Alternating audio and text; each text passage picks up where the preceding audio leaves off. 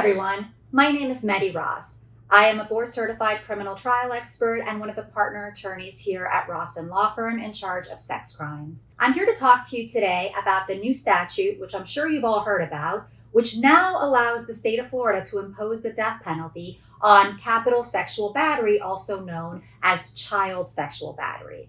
So what today's video and some of the follow-up videos are going to cover is some of the history of the death penalty, how it is imposed in Florida, how it is going to apply to the crime of capital sexual battery.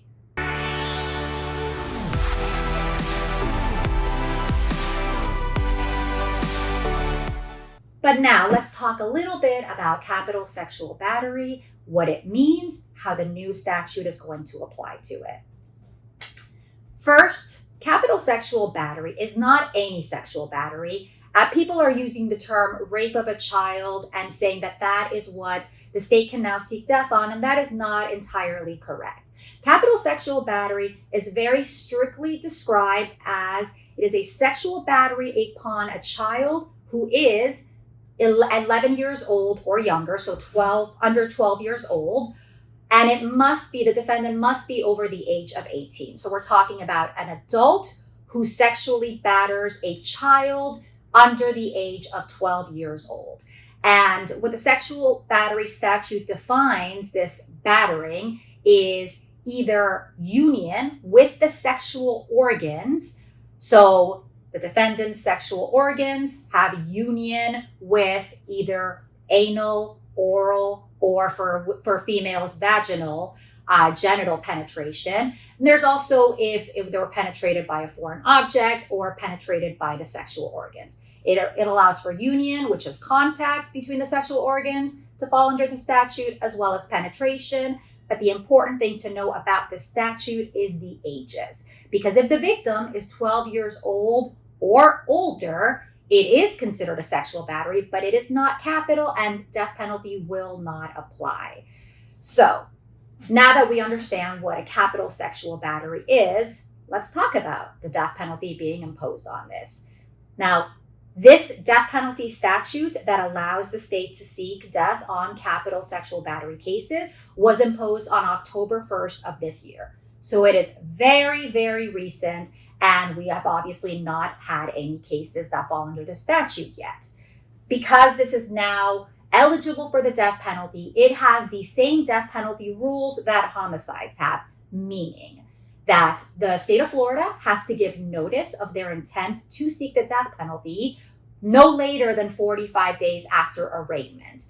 That is what happens right now in murder one cases, which prior to October 1st were really the only cases that you could seek the death penalty on. So they still have that requirement of notice. They still have to, in that notice, list what aggravators they are seeking death under, because there have to be at least 2 that are proven beyond and to the exclusion of all reasonable doubt. And then at that point, they can amend aggravators with leave of the court, but there is still that requirement, as well as because it is a capital case, you are allowed 12 jurors instead of the usual 6 jurors. So in discussing death penalty with capital sexual batteries, as someone who has tried a lot of these cases, I have taken a lot of sexual battery against children cases to trial. There are a few things that should be noted. I know that these are hot button cases. They are offensive cases. Just the charges alone, many jurors cannot sit through or will not sit through these trials. But in discussing this, everyone who is watching should know, no defense attorney who represents these cases, no one thinks it's okay to rape a child. The question is, should death be imposed, the ultimate penalty, should that be imposed when there is no death that results? So this is a very important question because since 1976, there have been 0 executions in the death penalty cases that resulted with no death. Meaning, all executions, because just because someone is found to get the death penalty, most people who are on death row do not get executed. Most people on death row actually die from natural causes because the appellate process on death cases is so extensive and so expensive.